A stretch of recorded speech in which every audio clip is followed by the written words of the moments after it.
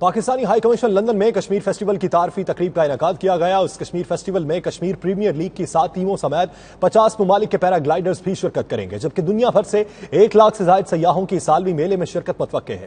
مزید تفصیلات bureau chief you کے غلام حسین اوان کی اس رپورٹ میں.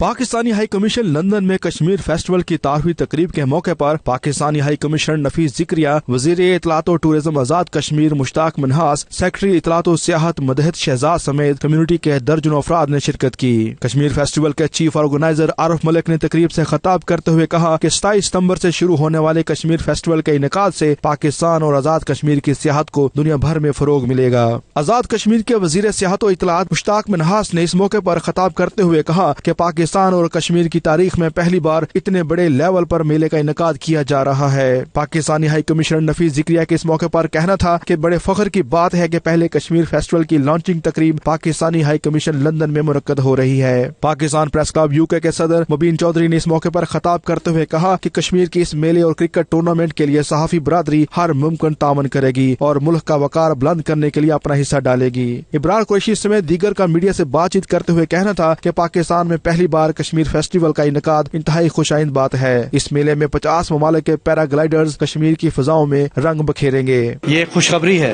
یہ فیسٹیول نہیں ہے، خوشخبری ہے. اور خوشخبری اس چیز کی ہے، پہلی چیز تو یہ کہ یہ جو ہمارے بارے میں کہا جاتا ہے پاکستان کے حوالے سے، سیکورٹی کے حوالے سے، سیکورٹی کا کوئی پرابلم نہیں ہے. اور میں سمجھتا ہوں کہ یہ چیز ہمیں بار بار کہنا ہوگی، اور سیکورٹی کے حوالے سے کوئی بات کرنے کی ضرورت نہیں ہے. ہم جب بھی بات کریں پاکستان کی خوبصورتی کی بات کریں کہ پاکستان میں وہ ایسے علاقہ جات ہیں جس کو دنیا نے دیکھا نہیں ہے. یہ اتنا بڑا ایونٹ کرا رہے ہیں جہاں پر میں نے سنا کہ 50 ممالک آ رہے ہیں، اور وہ بات جو کہ میڈیا میں پوری دنیا میں پھیلی ہوئی تھی کہ وہاں پر پاکستان میں روز کا بم پھٹ رہا ہے، تو ہمارا جو سافٹ امیج ہے اس کو پورٹری کرنے کے لیے بہت بڑا کردار ہوگا. اور پھر آزاد کشمیر کی خوبصورتی لوگ دیکھیں گے. کشمیر فیسٹیول کے 2-3 میجر کمپوننٹس ہیں.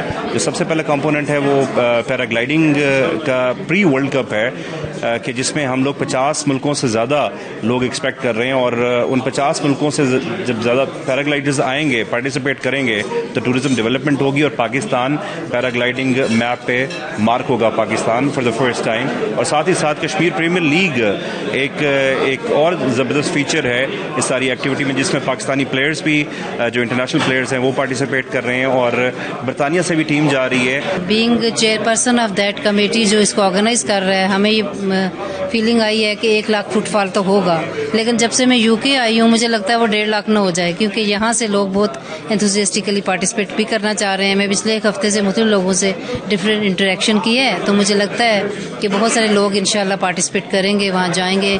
اس کا ایونٹ میں کو دیکھنے کے لیے ہی اس میں اتنے زیادہ فیسٹس ہیں کہ انٹرسٹ بڑھتا جا رہا ہے. خاص طور پہ یہ جو ہماری ٹیمز کی کو سولڈ کیا ہم نے، دیٹ از ویری انکریجنگ. یہ کہ گورنمنٹ اس کو ہوسٹ کر رہی ہے، اور میں یہ سمجھتا ہوں کہ ہمارا ڈپارٹمنٹ، ہمارے پرائم منسٹر، پریزیڈنٹ سب جو ہے سیم پیج پہ ہیں، اور ہم اس انٹرنیشنل پیراگلائڈنگ کپ کو جو ہے وہ ایک انٹرنیشنل ایونٹ کے طور پر لے رہے ہیں.